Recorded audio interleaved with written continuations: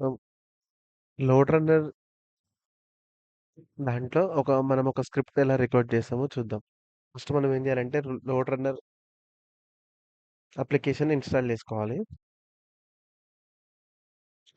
Load runner application install చేసుకున్న తర్వాత మీకిలా వస్తది. దాంట్లో వెబ్ టూల్స్ తీసుకురాను. ఇది ఏం చేయాలంటే మనం load runner application script record చేసే ముందల ఫస్ట్ మనం సర్వర్ ఆన్ చేయాలి. Then go to web tools and scroll down. Then this is start server. Then you click on start server. Okay. ఇప్పుడు ఈ స్టార్ట్ సర్వర్ అంటే మనం ఎప్పుడైనా సరే అప్లికేషన్‌ని రికార్డ్ చేస్తున్నప్పుడు ఫస్ట్ సర్వర్ అనేది ఆన్‌లో ఉండాలి. ఇన్ కేస్ మీరు ఆఫ్‌లో అయితే అప్లికేషన్ రికార్డ్ అవ్వదు. తర్వాత వర్చువల్ యూజర్ జనరేటర్‌కెళ్ళండి. వియూజెన్.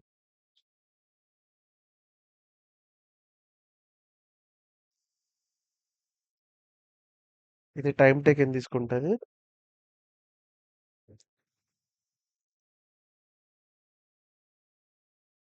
నేను మౌస్ కర్సర్ పెద్దగా పెట్టాను. ఎందుకంటే ఈజీగా కనిపిస్తదని. ఆ! దెన్ ఫైల్‌కెళ్ళండి. ఫైల్‌కెళ్ళేసి న్యూ స్క్రిప్ట్ అండ్ సొల్యూషన్. ఇక్కడేందంటే మన ఫోల్డర్ నేమ్ ఇవ్వాలి.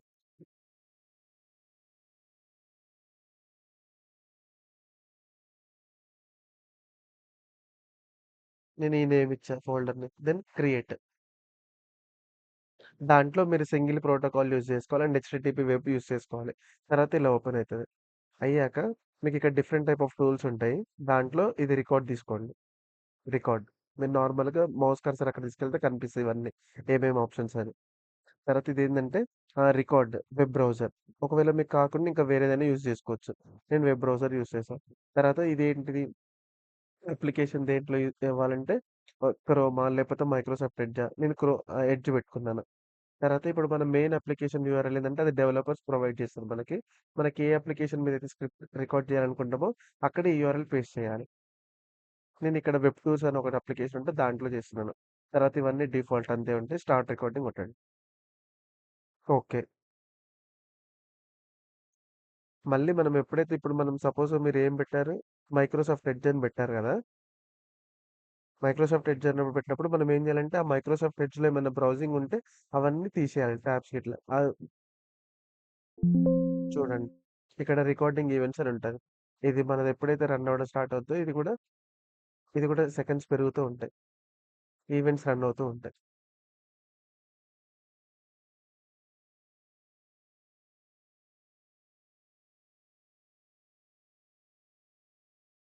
ఇంగో ఇక్కడ అవుతూ ఉంటాయి. లోడింగ్ వస్తుంది. అండ్ దెన్ ఇక్కడ రికార్డింగ్ ఈవెంట్స్ కూడా చేంజ్ అవుతూ ఉంటాయి. మీకు ఎప్పుడైతే రికార్డింగ్ ఈవెంట్ స్టాప్ అయిపోద్దో అక్కడ మనకి ఈ అప్లికేషన్ లోడ్ అయినట్టు.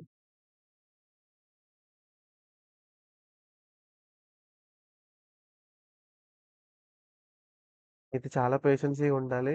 లోడింగ్ చాలా టైం తీసుకుంటది. ఇంకా దీంట్లో చాలా ఉంటాయి. ఒకవేళ మనకి రికార్డ్ మొత్తం అయిపోయాక స్టాప్ రికార్డ్ కొట్టాలి. మధ్యలో పాజ్ చేయొచ్చు. ఈ రికార్డింగ్ క్యాన్సిల్ చేయాలంటే ఇది. యాక్షన్ అనేది నేను నెక్స్ట్ దాంట్లో చెప్తాను. కదా! ఇంకా ఇవన్నీ టూల్స్ ఉంటాయి. నేను నెక్స్ట్ దాంట్లో చెప్తాను. ఇంగో ఇలా ఓపెన్ అయితది. మన అప్లికేషన్ ఓపెన్ అయిన తర్వాత ఇక్కడ చూడండి రికార్డింగ్ ఈవెంట్స్ 287, 292 ఇంకా రన్ అవుతూనే ఉంది. సో, మనం ఫర్దర్‌గా ఎళ్ళకూడదు. ఇప్పుడు 292 ఒక 4, 5 సెకండ్స్ వెయిట్ చేయండి. చేశాక ఇక్కడ కాన్స్టెంట్‌గా అయిపోతే అప్పుడు మీరు నెక్స్ట్ ఎళ్ళండి. లాగిన్. తర్వాత పాస్వర్డ్. తర్వాత లాగిన్. ఇది మనం లాంచ్ చేసాం. ఇప్పుడు లాగిన్ అవుతున్నాం. ఓన్లీ ఒకసారే క్లిక్ చేయాలి. ఇంగో ఇక్కడ రికార్డింగ్ ఈవెంట్స్ చేంజ్ అవుతూ ఉంటాయి.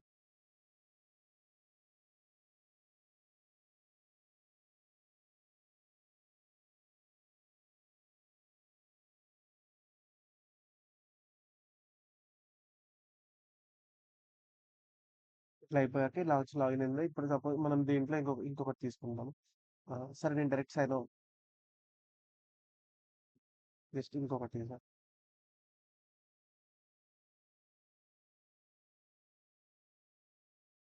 మనకి ఇలా వచ్చింది. Then after sign of.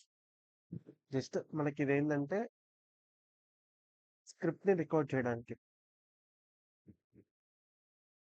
Sign off అయిపోయింది. అయిపోయాక మనం స్టాప్ రికార్డ్ తీసుకోవాలి.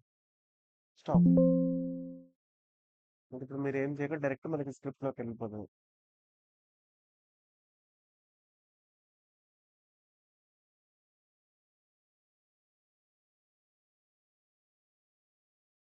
ఇది ఏంటిదంటే ఫస్ట్ దీంట్లో 2 జనరేట్ అవుతాయి. ఒకటి recording report and action dot C. First recording రిపోర్ట్‌కెళ్ళాలి. ఎళ్ళాక దీంట్లో అన్నెసెసరీ మనం ఏం చేసాం జస్ట్ వెబ్ టూల్స్ ఒక్కటి చేసాం. ఇది చూడండి ఇది ఒకటి ఎక్స్ట్రా అన్నెసెసరీ వచ్చింది. సో, డిసేబుల్ చేయాలి. తర్వాత లోకల్ హోస్ట్ మనకు కావాలి. And then after regenerate. Yes. ఒకవేళ మీరు ఇందాకటిది డిసేబుల్ చేయకున్నానుకో ఈ యాక్షన్ డాట్ సిలో మనం ఏమేం యాక్షన్స్ పర్ఫామ్ చేసినామో దీంట్లో వస్తాయన్నమాట. మనం ఫస్ట్ ఏం చేసాం? లాంచ్ చేసాం. తర్వాత లాగిన్. ఇంగో లాంచ్, లాగిన్, లాగిన్. తర్వాత తర్వాత ఫ్లైట్ సెర్చ్, సెర్చ్ ఫ్లైట్స్. తర్వాత సైన్ ఆఫ్. ఒకవేళ మీరు ఇందాక డిసేబుల్ చేయకున్నానుకో ఆ పా వేరే బ్రౌజర్‌లో ఉన్న డేటా కూడా దీంట్లో వస్తది. ఓకే. ఇంతవరకు వచ్చాక మీరేం స్క్రిప్ట్ రికార్డ్ అయిన తర్వాత మనం జస్ట్ రన్ కొట్టండి.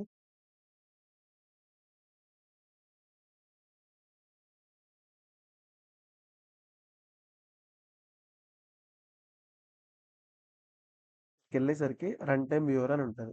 దీంట్లో మనం ఏమేం ఆహ్, యాక్షన్స్ చేసామో దీంట్లో వస్తది. సో, రావట్లేదు. సో, దానికోసం ఏం చేయాలంటే ఫస్ట్ కోరిలేషన్ ఒకటుంటది. కోరిలేషన్ చేయాలంటే ఫస్ట్ రన్ టైమ్ సెట్టింగ్స్‌కెళ్ళాలి. తర్వాత లాగ్‌లోకెళ్ళాలి. ఇక్కడ ఎక్స్టెండెడ్ లాగ్ అని ఉంటది. ఇవన్నీ ఎనేబుల్ చేసుకోవాలి. Parameter substitution, date return by server, advanced trace,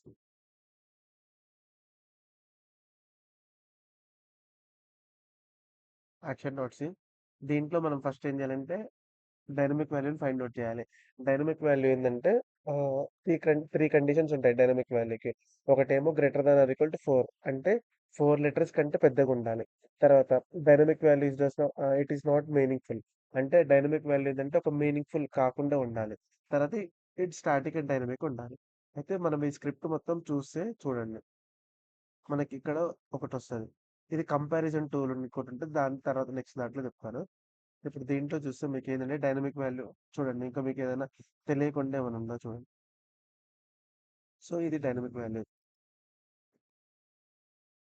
ఇది మొత్తం కాపీ చేసుకొని ఒక నోట్‌ప్యాడ్ తీసుకోండి.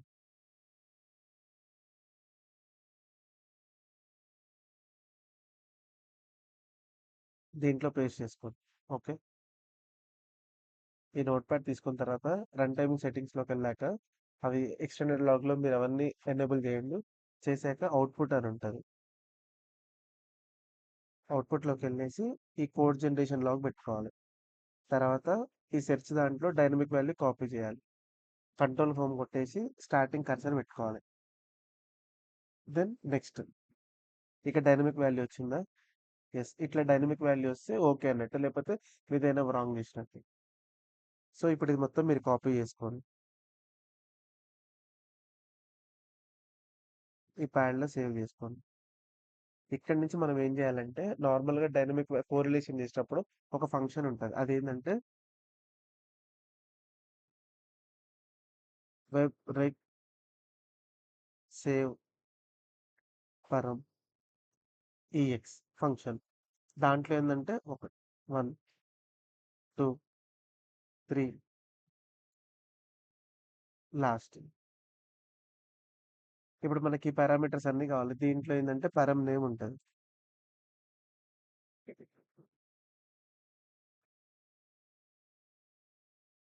param name is equal to and then left boundary is equal to right boundary is equal to okay. ఇప్పుడు మనకి పెరమ్ నేమ్ అంటే మన ఇష్టమైన నేమ్ ఇవ్వచ్చు. మనం నేమింగ్ మెన్షన్ అంతే. నేనేం చేశానంటే సెషన్ అని పెడతాను. తర్వాత మనకు లెఫ్ట్ బౌండరీ కావాలి, రైట్ బౌండరీ కావాలి. ఇప్పుడు మనకి ఇది డైనమిక్ వాల్యూ ఉంది.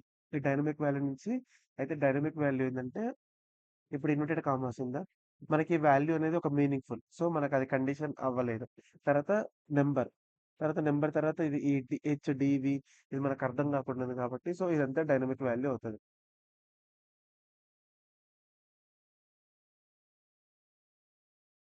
హ్మ్.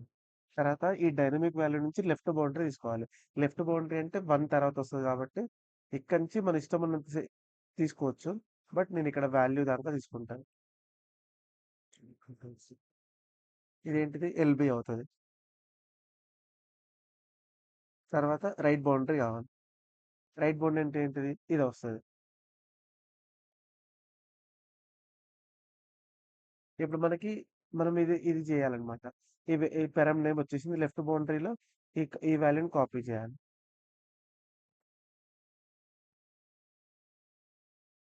తర్వాత రైట్ బౌండరీలో ఈ వాల్యూ కాపీ చేయాలి. ఓకే.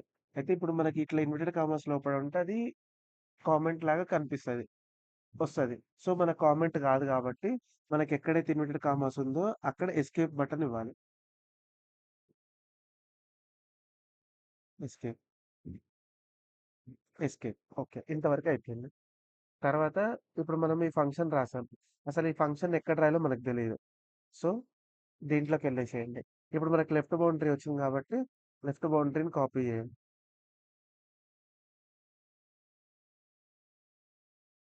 మనం ఇందాక అవుట్‌పుట్‌లో కోడ్ జనరేషన్ లాగ్ పెట్టినాం. సో, ఇప్పుడు రీప్లేలోకొచ్చేసి దీంట్లో ఆ లెఫ్ట్ బౌండరీని కాపీ చేయాలి. చేసేసి నెక్స్ట్ కొట్టాలి. మీ web break save per next function రాసుకున్నాం కదా! అది మన స్క్రిప్ట్‌లో ఎక్కడ రాయాలని తెలిస్తే మనం ఏం చేయాలంటే లెఫ్ట్ బౌండరీని కాపీ చేయాలి. ఎళ్ళేసి ఈ కోడ్ జనరేషన్‌లో అవ్వకుండా రీప్లే పెట్టేసుకొని దాంట్లో ఈ లెఫ్ట్ బౌండరీ దెన్ నెక్స్ట్. ఓహ్! ఇక్కడొచ్చింది. వచ్చేసిందా? ఓకే. ఇప్పుడు ఇది కరెక్ట్ అన్నట్టు. సో, తర్వాత కోడ్ జనరేషన్‌లోకెళ్ళాలి. మన డైనమిక్ వాల్యూ కాపీ చేయాలి. కాపీ చేసాక దీంట్లో పేస్ట్ చేయండి.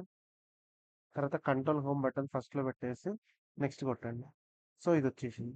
వచ్చేసాక ఇక్కడ కోడ్ జనరేషన్ లాగా ఉంచేసి తీసేసి .inf ఇది .inf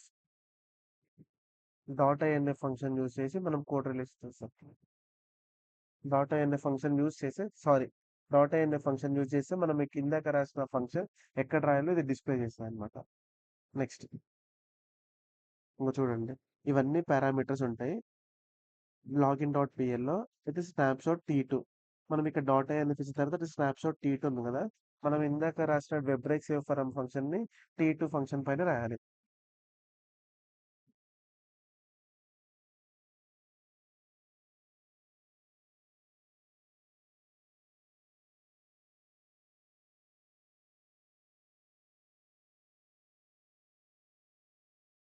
టీ2 దాంట్లో రాయాలి.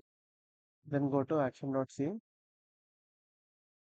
అయితే వెబ్ టూల్స్‌లో ఒకటి మాత్రం మనకు టీ2 వచ్చినప్పుడు టీ1 ఫంక్షన్ పైన రాయాలి. ఒకవేళ టీ3 వస్తే టీ2లో రాయాలి. సో, మనకి ఇక్కడ ఏమొచ్చింది టీ2 వచ్చింది. సో, టీ1 పైన రాయాలి. ఒకవేళ మనకి ఇక్కడ డబుల్ క్లిక్ ఇచ్చినా కూడా డైరెక్ట్ ఇక్కడికి చూపిస్తది. మనం ఈ వెబ్ బ్రేక్ సేవ్ పరం రాసాం కదా! Just do the copy and paste enough. Okay. ఇప్పుడు రన్ చేయండి. ఇందాక మనం రన్ టైమ్ వ్యూవర్ చేసి అన్నీ రాలేదు. అంటే మనం ఏమేమి యాక్షన్స్ రికార్డ్ చేసినామో రాలేదు. సో, ఇప్పుడొస్తాయి.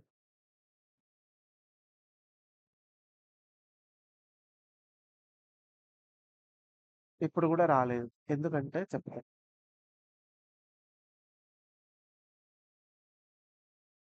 ఇదొచ్చింది. చూడండి ఇది ఇలా వచ్చింది. Probably incorrectly. ఎందుకంటే మనం యాక్షన్ డాట్ సికెళ్ళేసి మనం ఇక్కడ ఏం చేసాం?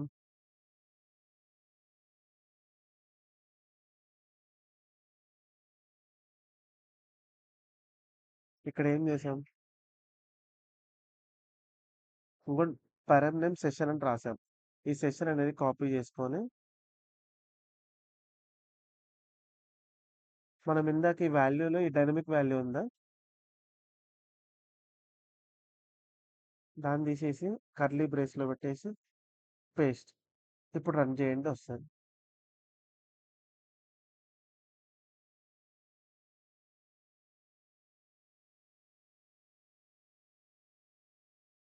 Launch, login, search, log off ఇంతే. తర్వాత కోరిలేషన్‌లో ఇంకొకటి వెబ్ అండర్ స్కోర్ అని యూజ్ చేసాం. బట్ అది రియలిస్టిక్‌లో యూజ్ చేయము. ఆ డాట్ ఇన్ఫోనే డాట్ ఐఎన్ఎఫ్ యూజ్ చేస్తాము. ఇంకా ఇది ఏంటంటే ఆటో కోరిలేషన్. ఇదేంటంటే మాన్యువల్ కోరిలేషన్. ఇంకా ఆటో కోరిలేషన్ ఉంటది. అది నెక్స్ట్ దానిలో